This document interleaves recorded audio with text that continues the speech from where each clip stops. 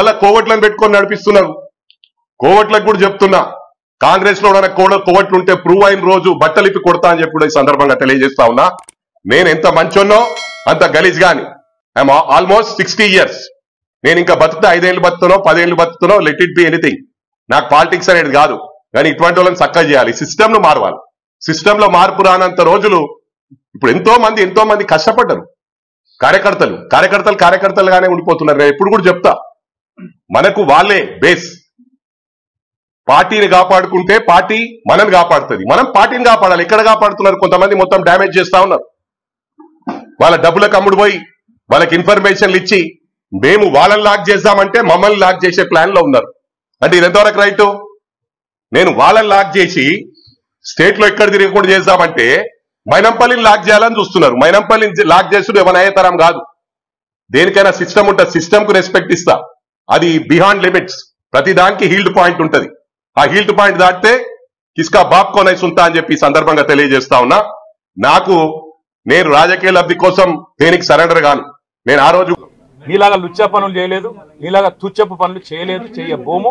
నికార్సైన తెలంగాణ బిడ్డగా, కేసీఆర్ గారి రక్తం పంచుకొని పుట్టిన కేసీఆర్ కొడుకుగా చెప్తా ఉన్నా, తెలంగాణ కోసం అవసరమైతే చస్తాను తప్ప ఎట్టి పరిస్థితుల్లో ఇట్లాంటి లుచ్చగాళ్ల ముందు మాత్రం తల వంచను. మా బావమరుదులకు 1137 కోట్ల కాంట్రాక్ట్ చేయలేదు. మంత్రిగా నేను కౌన్సిల్లో కూర్చొని, కౌన్సిల్ ఆఫ్ మినిస్టర్స్ లో, కేబినెట్ లో కూర్చొని నా కొడుకు కంపెనీకి కాంట్రాక్ట్లు ఇచ్చుకోలేదు. లేదా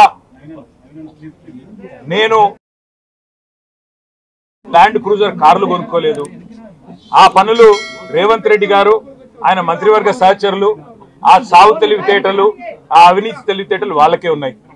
నేను 50 లక్షల రూపాయలతో ఎమ్మెల్యేలను కొనుగోలు చేయడానికి పోయి దొరికిపోయిన దొంగను కూడా కాదు. నేను నిఖార్సైన తెలంగాణ బిడ్డను. ఏ పని చేసినా తెలంగాణ కోసం, హైదరాబాద్ ప్రతిష్టను పెంచడం కోసం చేశాను. అర పైసా అవినీతి కూడా నేను చేయలేదు, చేయబోను.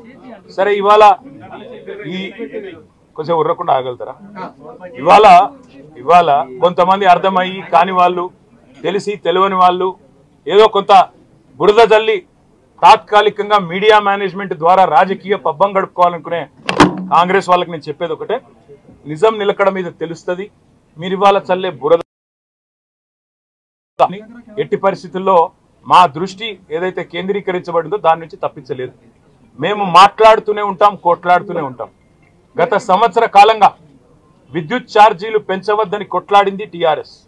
లగచర్లలో నువ్వు రైతులను జైల్లో పెడితే అడ్డుకున్నది టీఆర్ఎస్. నువ్వు హైడ్రా పేరిట ఇండ్లు కూలగొడితే అడ్డుకున్నది టీఆర్ఎస్.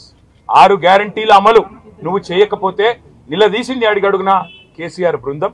తప్పకుండా మా దృష్టి మేము మళ్ళించాం. నువ్వేదో నా మీద కేసు పెట్టి నన్నేదో చేసి దానివల్ల మా పార్టీ క్యాడర్ను, మా నాయకత్వాన్ని నువ్వు దారి మళ్లింపు, దృష్టి మళ్లింపు దిశగా ప్రయత్నం చేస్తాను అనుకుంటున్నావు రేవంత్ రెడ్డి.